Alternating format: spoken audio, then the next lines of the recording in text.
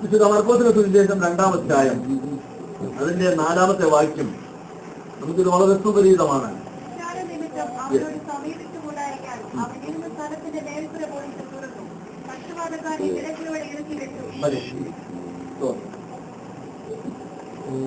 ഇതിനെക്കുറിച്ച് പ്രസംഗത്തിന്റെ ആവശ്യമില്ല.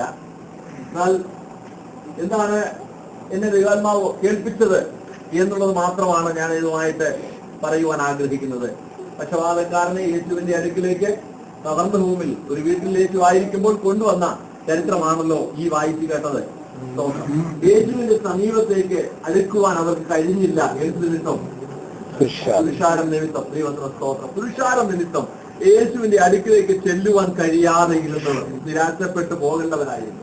അവർ മടങ്ങി പോകേണ്ടവരായിരുന്നു. ആ ഉദ്യമം അവിടെ കൊണ്ട് അവസാനിപ്പിക്കേണ്ടതായിരുന്നു.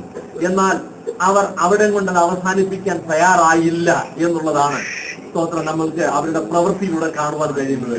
അവരെന്ത് ചെയ്തു? അവർ മേൽപ്പുര ചുറ്റും യേശുവിനെ കാണാതെയോ യേശുവിന്റെ അടുക്കിലേക്ക് അടുക്കുവാൻ കഴിയാതെയോ ഉയർന്നു നിൽക്കുന്ന അനേക വിഷയങ്ങളുടെ നടുവിൽ സ്തോത്രം അവർ ഒരു പോംവഴി കണ്ടെത്തി മേൽപ്പുര പൊളിക്കുക. അവരുടെ വിശ്വാസത്തിന് നമുക്ക് വേണമെങ്കിൽ പേരിടാം മേൽപ്പുര പൊളിക്കുന്ന വിശ്വാസം. അവർക്ക് എങ്ങനെയായാലും യേശുവിന്റെ അടുക്കൽ എന്നെ ദൈവാത്മാവ് ഓർപ്പിച്ച വിഷയം ഇതാണ്. ഇതിനെക്കുറിച്ച് ധാരാളം പ്രസംഗം നമ്മൾ കേട്ടിട്ടുള്ളതാണ്.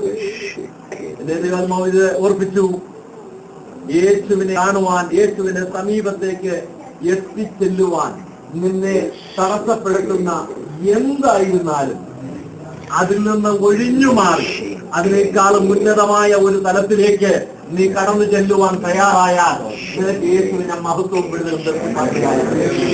ഈ വിഷയത്തിൽ ഇവിടെ പുരുഷാരമെന്ന് എഴുതിയിരിക്കുമ്പോൾ ഒരുപക്ഷെ നമ്മെ യേശുവിൽ നിന്ന് അകറ്റുന്നതോ യേശുവിനെ കാണാതെ നമ്മളെ മാറ്റി നിർത്തുന്നതോ പുരുഷാരമല്ല എന്നുള്ള ഉറപ്പാണ്. പക്ഷെ പുരുഷാരത്തിന്റെ സ്ഥാനത്ത് മറ്റെന്തൊക്കെയോ ആണ് നമ്മെ യേശുവിൽ നിന്ന് അകറ്റിക്കളയുന്നത്. യേശുവിനോട് സമീപിക്കാൻ കഴിയാതെ വണ്ണം നമ്മെ ദൂരെ നിർത്തിക്കളയുന്നത് അതെന്താണെന്ന് മനസ്സിലാക്കി അതിനുമേലൊരു ജയത്തിനു വേണ്ടി ഉയരത്തിലേക്കൊന്ന് കയറാൻ ദൈവജനം തയ്യാറാകണമെന്നുള്ളതാണ് ഈ ഉപവാസ പ്രാർത്ഥനയുള്ള ബന്ധത്തിൽ എനിക്ക് ഓർമ്മിക്കുവാനുള്ളത്. ഒരു ഉന്നതമായ അനുഭവം, ആ ഒരു ആത്മീക തലം നമ്മുടെ ജീവിതത്തിൽ പ്രാപിക്കേണ്ടിയിരിക്കുന്നു. അങ്ങനെയെങ്കിൽ യേശുവിന്റെ വിടുതൽ കാണുവാനിടയായിത്തീരുന്നു.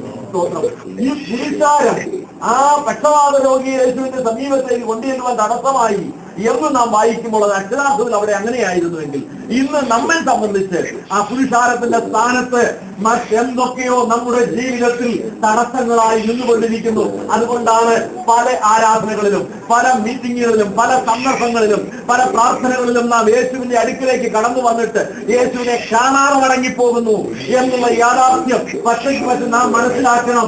എത്രയോ സന്ദർഭങ്ങളിൽ സാന്നിധ്യം അനുഭവിക്കാൻ കഴിയാതെ നാം നിരാശയോടെ പോയിട്ടുണ്ട്. എന്നാൽ ഈ ദിവസങ്ങളിൽ നമ്മെ കുറിച്ച് ദൈവം ആഗ്രഹിക്കുന്നു. നീ ഒന്ന് ഉയരത്തിലേക്ക് ഉയരണം. ഒരു തവണ നീ ഒന്ന് ഉയരണം.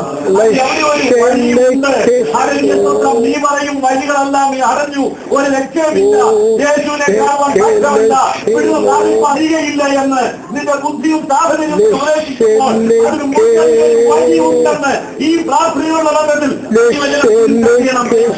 യേശുവിന്റെ അടുക്കൽ വന്നിട്ട് വഴിയില്ലാത്തവനായി നീ പോകുന്നത് ഒരു വഴിമുണ്ട്. ആത്മതലത്തിൽ നിന്നുകൊണ്ട് നമുക്കറിയാൻ കർത്താവ് അതെ അധികമായി തന്റെ ശിഷ്യന്മാരെ താൻ കടന്നു പോകുമ്പോൾ പ്രാർത്ഥിപ്പാൻ മലയിലേക്ക് കൂട്ടിക്കൊണ്ട് പോകുമായിരുന്നു. കുറിച്ച് വെളിപ്പാട് പുസ്തകത്തിൽ നാം കാണുന്നു. അത് ദൈവത്തിന്റെ ആത്മാവിനെ ഒരു ഉയർന്ന മലയിലേക്ക് കൂട്ടിക്കൊണ്ടുപോയി ദൈവത്തിന്റെ പ്രവൃത്തി കാണുവാൻ, ദൈവമഹത്വം ദർശിക്കുവാൻ ദൈവം നമ്മൾ ആഗ്രഹിക്കുന്നത് ഒരു ഉയർന്ന സ്ഥലമാണ്. അവിടേക്കാണ് നമ്മെ കൊണ്ടുപോകുവാൻ. അതൊന്നും നമുക്ക് ആഗ്രഹിക്കാം. അവർ നോക്കിയപ്പോൾ മറ്റു വഴികളെല്ലാം ആഗ്രഹിക്കുക. പക്ഷെ ഉയരത്തിലൊരു വഴിയുണ്ട്. നമ്മുടെ ജീവിതത്തിന് അനേക അവസ്ഥകളുടെ മുമ്പിൽ എല്ലാ വഴി അടഞ്ഞു കിടക്കുകയാണ്. അതുകൊണ്ട് ആ വാതിലുകൾ അടഞ്ഞു കിടക്കുന്ന പോലെ കിടക്കുമ്പോൾ രക്ഷപ്പെടാനുള്ള ഉദ്യമം പോലും അല്ലെങ്കിൽ വിടുതൽ പ്രാപിക്കാനുള്ള ഉദ്യമം പോലും നമ്മൾ ഉപേക്ഷിച്ച് മടങ്ങി പോവുകയാണ് നിരാശയോടെ. ഇനി പ്രാർത്ഥിച്ചിട്ട് കാര്യമില്ല, എല്ലാ ആശയം പറ്റും. ഇതാണ് നമ്മുടെ ജീവിതത്തിലുള്ള മറുപടി. നാം കണ്ടെത്തുന്ന മറുപടി ഇതാണ്, എല്ലാ ആശയും അവസാനിച്ചുവെന്ന്. പക്ഷെ ഉയരത്തിൽ ഒരു വഴി വീണ്ടും തുറന്നിരിക്കുന്നു. അവന്റെ അടുക്കിലേക്ക് ഒന്ന് കയറി ചെല്ലുവാൻ വിശ്വാസത്തെ നമുക്കിടയായിത്തീരുമെങ്കിൽ നാം ഹല്ലേലൂയ ഈ ലോകത്തിൽ നമ്മുടെ ചുറ്റുപാടുമുള്ള അല്ലെങ്കിൽ നമ്മുടെ ചുറ്റുമുള്ള അനേക വിഷയങ്ങളെ ഒന്ന് മാറ്റി നിർത്തിക്കൊണ്ട് മുന്നോട്ട് പോയാൽ അവിടെ ഒരു വലിയ പുരുഷാരമാണ് യേശുവിനെ കാണുവാൻ തടസ്സമായി നിന്നതെങ്കിൽ ഇന്ന് നമ്മുടെ മുമ്പിൽ ഓരോ വിഷയങ്ങളാണ്, ഓരോ വസ്തുക്കൾ, ഓരോ ചിന്തകളാണ് യേശുവിനെ കാണാതെ നീ മുന്നേ മടക്കി വിടുന്നത്. ഹല്ലേലൂയ, വലിയ പ്രതീക്ഷയോടെ വന്നു, പക്ഷേ നിരാശയോടെ മടങ്ങുന്നു. ഉപവാസ പ്രാർത്ഥനയോടെ പ്രതീക്ഷയോടെയാണ് തുടക്കം, പക്ഷെ നിരാശയോടെ ഒരന്ത്യം കാണുവാനിടയാതെ ഒരാത്മതലത്തിൽ ഉയർന്നുകൊണ്ട് ദൈവ പ്രവൃത്തി കണ്ട് അതിന്റെ വിടുതൽ അനുഭവിച്ച് സന്തോഷത്തോടെ മടങ്ങി പോകണം. നീ ചുമന്നുകൊണ്ട് വന്നതിനെ ചുമന്നുകൊണ്ട് അതിന് തനിയെ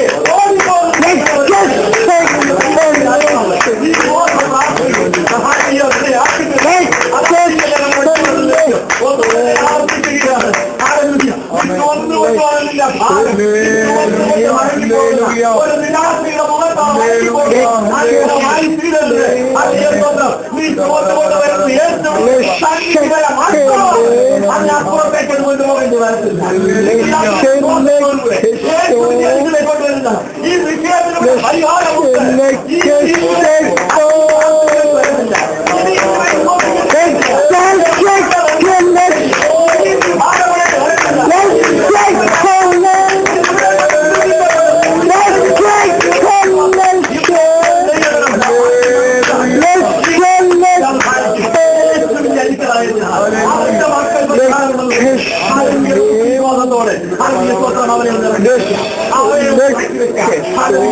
നാലാമത് കൊണ്ടുവന്ന ആ പക്ഷപാത രോഗിയെ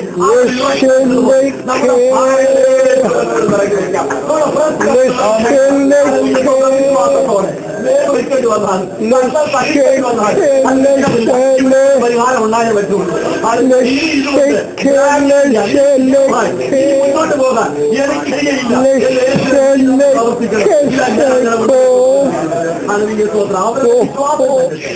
യേശു അത്ഭുതം പ്രവർത്തി നമ്മൾ അവരുടെ പക്ഷെ വാദക്കാരന്റെ വിശ്വാസം കൊണ്ടുവന്നവരുടെ കൊണ്ടുവരുന്നവരുടെ വിശ്വാസം ഇന്ന് രാത്രി ആ വിശ്വാസം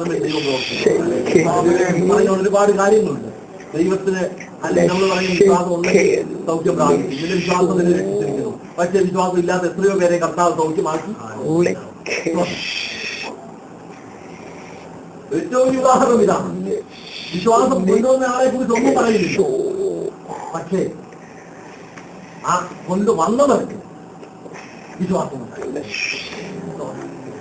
നമ്മുടെ ജീവിതത്തിൽ ദൈവത്താൽ കൈകാര്യം എന്റെ ജീവിതത്തിൽ ആ പ്രശ്നത്തിന് പരിഹാരമുണ്ടാകും മനസ്സിലാക്കിക്കൊണ്ട് മടങ്ങിപ്പോകത്തക്കവണ്ണം ദൈവം അത്ഭുതം പ്രവർത്തിക്കുന്നത്. നാം ചെയ്യുന്നത് ചുറ്റും നിൽക്കുന്ന പുരുഷാരത്തെ കണ്ട് മടങ്ങാൻ ആ മഹത്വ ദൈവ സാന്നിധ്യം അനുഭവിക്കുന്നത് മേൽപ്പുരയിലേക്കൊന്ന് കയറുക, ആത്മതലത്തിലേക്കൊന്ന് ഉയർന്നു. എല്ലാ വാതിലും ലോകത്തിലുള്ള വാതിലാണ് മുമ്പിലുള്ള എല്ലാ വാതിലുകളും പൊട്ടിയാണ്.